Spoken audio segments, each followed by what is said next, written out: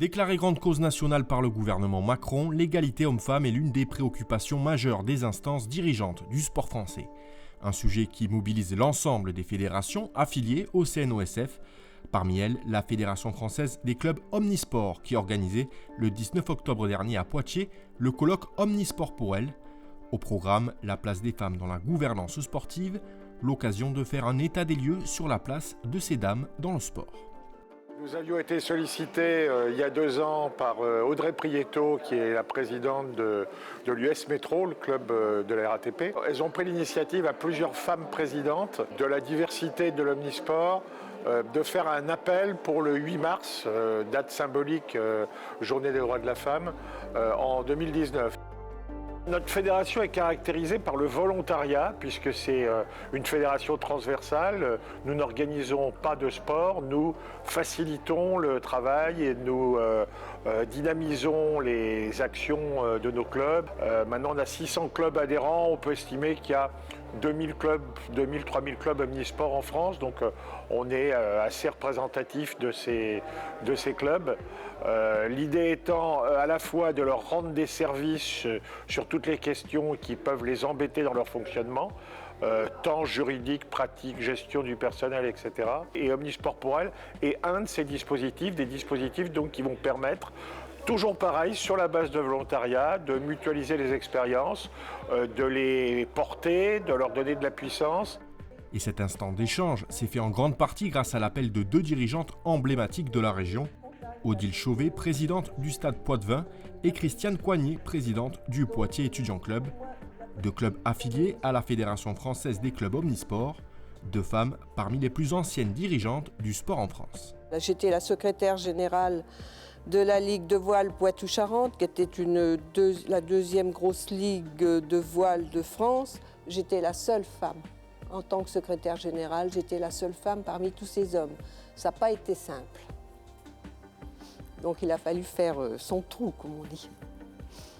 Moi, j'ai eu les mêmes relations avec un homme qu'avec une femme, ça ne me gêne pas moi, du tout. Pareil. Non, du moi tout. non plus. Moi non plus, ça ne m'a jamais gêné de travailler avec les hommes, mais il faut bien reconnaître qu'il faut avoir quand même du caractère. Oui, oui. Des femmes dans le sport, il y en a qui viennent faire du sport, donc ça, c'est pas un souci. Les femmes, pour qu'elles prennent des responsabilités, c'est beaucoup plus dur. Il y a les enfants, il y a le temps, le soir, enfin, les horaires, le travail. C'est vrai que c'est dur. Il y a beaucoup de femmes qui ont beaucoup de compétences, mais qui n'osent pas venir. Parce qu'il faut oser prendre une responsabilité et surtout se dire, je vais être en face d'hommes. Oser, dépasser ce qu'on appelle le syndrome de l'imposteur, quitte à légiférer comme en 2014 avec la loi pour l'égalité entre les femmes et les hommes. Un texte qui a permis d'augmenter de 10% le taux de féminisation des instances dans les fédérations sportives agréées. Trop peu néanmoins pour atteindre la parité. En 2021, 38,5% des femmes occupaient des fonctions de dirigeantes dans le sport français. On n'a pas à sacrifier sa vie de femme pour prendre des postes à responsabilité. J'insiste aussi sur ces trajectoires singulières. On accompagne chaque jour des femmes qui ont des parcours particuliers sur lesquels il faut individualiser et non pas faire, je dirais, d'une trajectoire quelque chose de commun à toutes. En fait, c'est mon entourage qui m'a dit, quand le poste est libéré d'une certaine façon, mais fonce, pourquoi tu vas pas ? Et en fait, moi, en première intention, je me suis dit, mais non, enfin, pas du tout, pourquoi j'irais ? Ça n'est pas pour moi. Quelquefois, effectivement, on se sous-estime, on se sous-évalue, on pense que, voilà, on n'en est peut-être pas capable. Il faut encore des préconisations ou des réglementations pour faire avancer cette mixité, puisqu'elle ne va pas de soi non plus. Donc peut-être les règles de parité sont un levier. On a pu aujourd'hui remettre à jour les freins des femmes dans l'engagement associatif en termes de responsabilité. Et maintenant, il faut commencer à travailler, on l'a vu sur les tables rondes de cet après-midi, à travailler sur les leviers qui vont lever ces freins. Mais il faut absolument associer les hommes à cela, de manière à ce qu'ils puissent eux aussi être porteurs de cette action et ne pas permettre à des femmes de parfois recevoir des remarques qui pourraient faire marche arrière.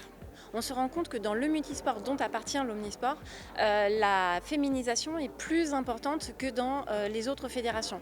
US Métro, par exemple, en région parisienne, qui a décrété de mettre en place la parité dans ses instances dirigeantes.